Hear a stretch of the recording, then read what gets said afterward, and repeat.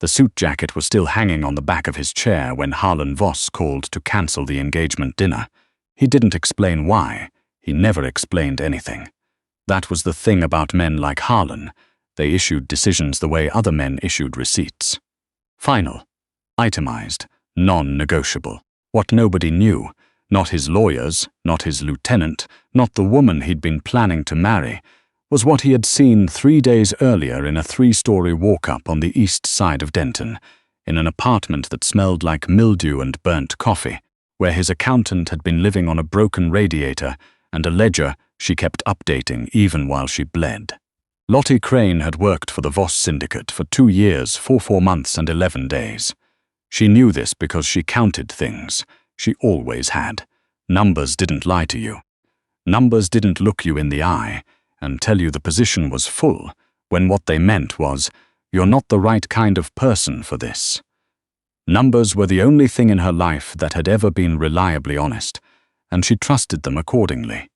She tracked her paychecks. She tracked the mileage she walked to the office because the bus pass had stopped working, and she hadn't yet admitted to herself she couldn't afford to replace it.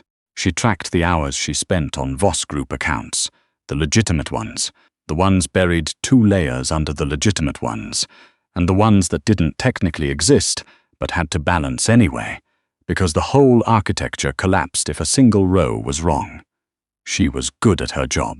She knew this the same way she knew everything else, not from anyone telling her, but from the math. The numbers balanced. The quarterly reports arrived on time. The 3 separate audits in 14 months had found nothing, and that wasn't luck, that was precision. And precision was the only currency she had ever been able to earn reliably. What she didn't have was health insurance. She'd discovered this the hard way in October, when she'd reached into the cabinet under the sink to retrieve a wrench, and the exposed nail she hadn't known had opened a gash along her left calf that probably needed 8 stitches and definitely needed to be cleaned properly. She'd sat on the bathroom floor for 20 minutes doing a cost-benefit analysis, urgent care, the bill, the payment plan, the collections call she'd get in 6 months, the time off work she couldn't request without explanation, and the explanation she couldn't give without admitting she lived like this. She'd cleaned it herself, poured half a bottle of rubbing alcohol on it, bit the shoulder of her shirt hard enough to leave a mark, and then, because she was nothing if not practical, she'd used a curved needle from the sewing kit her mother had given her 12 years ago and hadn't been used since, and closed the wound herself. 5 stitches, tight and even, because even in pain she was precise. She'd gone back to work the next morning with her leg wrapped in a bandage she'd cut from an old dish towel and a painkiller she'd borrowed from her neighbor's cabinet that probably expired in 2023. She hadn't said anything to anyone. That was 3 weeks ago. The infection set in slowly, the way bad things usually did. Not dramatic, not sudden, just a low warmth she kept dismissing, a tiredness she kept attributing to the hours, a leg that ached in a way she kept deciding wasn't significant enough to address today. She'd address it tomorrow, she'd address it next week, by the time Harlan Voss's car pulled up outside her building. On a Tuesday evening in November, Lottie Crane was sitting on the bathroom floor in 72-degree air feeling like she was made of ice, and the dish towel bandage had soaked through twice, and she was updating the Q4 projections on her laptop because the quarterly deadline was in 4 days, and nobody was going to do it for her. He hadn't planned to come. That was the part that stuck with him afterward, when he replayed it the way he replayed all situations that had deviated from expectation. Systematically, looking for the error in his own logic, he'd needed a file. Specifically, he needed the June variance report that reconciled the Harwick real estate holdings against this actual disbursement schedule, because his attorney had found a discrepancy in the documentation and the closing was in 72 hours. His office had the September version. The corrected June copy was on Crane's laptop. He had called her number twice and gotten no answer. He had messaged his lieutenant, who had not yet responded. He had a driver. He had the address from her employment file. The most efficient course of action was to retrieve it directly. That was what he told himself in the car. It was a rational decision. Transactional. The way all his decisions were. He'd been to worse neighborhoods. He'd grown up in worse neighborhoods, though he rarely thought about that period with any particular attachment. He noted the broken buzzer on the exterior door, the smell of the stairwell, the specific quality of the overhead light that suggested a building operating on exactly the minimum maintenance required by law. 3rd floor, apartment 3C. He knocked. Nothing. He knocked again. Silence. Then faint, from somewhere inside, a sound he couldn't immediately categorize. Not an answer. Not movement toward the door. Something lower, involuntary. Harlan Voss had not survived 38 years, 12 of them running the most efficient financial syndicate on the eastern seaboard, by ignoring sounds he couldn't categorize. He tried the handle. The lock was the cheapest variety available at any hardware store, and it gave with a single firm shoulder that he made no particular note of, because he made no particular note of obstacles.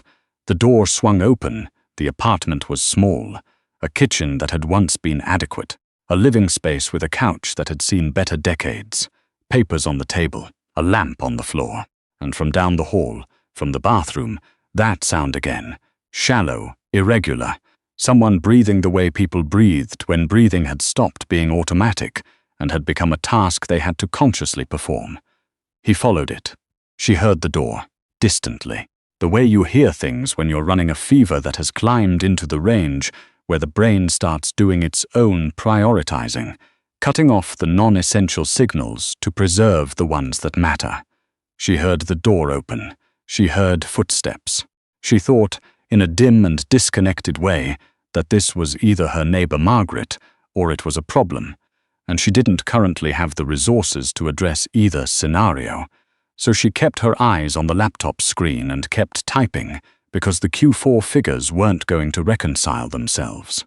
The footsteps stopped at the bathroom doorway. She looked up. Harlan Voss was standing in the door of her bathroom in a charcoal overcoat that cost more than her monthly rent, looking at her with an expression she had never once seen on his face in 2 years of working for him. She had seen him angry. She had seen him calculating. She had seen him bored in a way that was somehow more threatening than anger. She had never seen him look like this, like the math had stopped working, like something in his system had returned an error it didn't have a category for. "Crane," he said. She noted distantly that her voice, when she tried to use it, came out wrong, rough, too quiet. "The June variance report is in the 3rd folder of the Harwick drive," she said. "Password is Aldgate 2019 with a capital A. I can remote access it for you if—" "Stop." She stopped. He crossed the bathroom in 3 steps and crouched down to her level, and she had never in 2 years seen Harlan Voss crouch down to anyone's level, and that detail lodged itself somewhere in her brain, even as the rest of her was having increasing difficulty tracking the room. Up close, his face was different, harder to read. His eyes moved, from her face to her leg to the laptop to the dish towel that she had not been able to successfully pretend was not soaked through, and back to her face. "How long?" he said. It wasn't a question exactly, more like a command for information. 3 weeks, she said, because lying to Harlan Voss about verifiable facts had never struck her as a viable strategy. "I cleaned it. I stitched it. I was monitoring it." "You were monitoring it," he repeated, very flat. The numbers were trending in the wrong direction for about 5 days, she admitted. "I was going to address it this weekend." Something moved through his expression that she didn't have the cognitive capacity to interpret accurately at present. "It's fine," she added, which she was aware was not supported by the available evidence but felt necessary to say. "The Q4 deadline is Thursday. I just need to get through Thursday." Harlan Voss looked at her for a long moment. Then he looked at the laptop at her. "Close the laptop," he said. "I can't." "Crane." His voice did not rise. It never rose. It simply became the kind of quiet that filled a room completely, the kind that left no space for anything else. "Close the laptop." She closed the laptop. She didn't remember much of the ride. She remembered his coat being draped over her. She remembered the leather interior of the car, which smelled like something expensive and faintly like cold air, and she remembered thinking that she was going to ruin the upholstery, and that someone was going to have to bill her for that. She remembered his voice at some point, not to her, to someone on the phone, clipped and precise, 2 sentences and then silence. She remembered the quality of the silence, which was not the uncomfortable kind, which was strange. She didn't remember arriving. She became aware of a room gradually, the way you become aware of morning.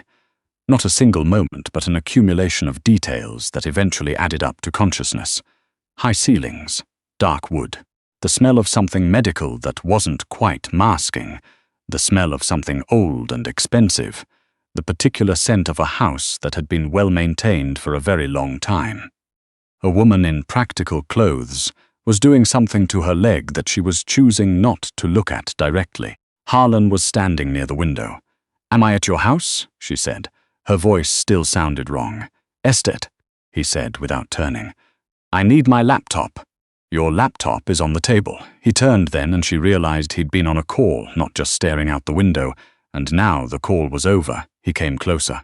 There were chairs in this room, a desk, a sitting area, a bureau with a lamp, and he sat in the chair closest to her, not close enough to crowd, but close enough that she could see his face clearly, and he looked tired in a way that was different from the controlled fatigue she was used to seeing. Something else underneath it. "The Q4 report," she started. "Dalton is handling the deadline extension." "There are no deadline extensions in this quarters." "There are now." She looked at him. He looked back. The woman doing something to her leg said nothing. "Why did you come?" Lottie asked. He was quiet for a moment.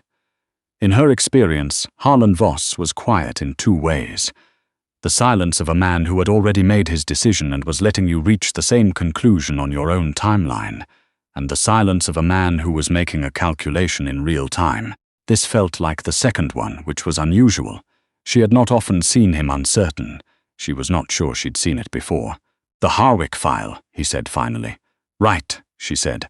"The Harwick file could have waited." She looked at him. He was looking at his own hands, for just a moment, which was the most unusual thing she had seen in the entire unusual evening, and she had a fever of 103, so her baseline for unusual was already somewhat compromised. "Crane, Voss." He looked up. "Why didn't you say anything?" Not a question. More like the thing a person says when they've identified a gap in data they don't understand and need someone to explain it to them.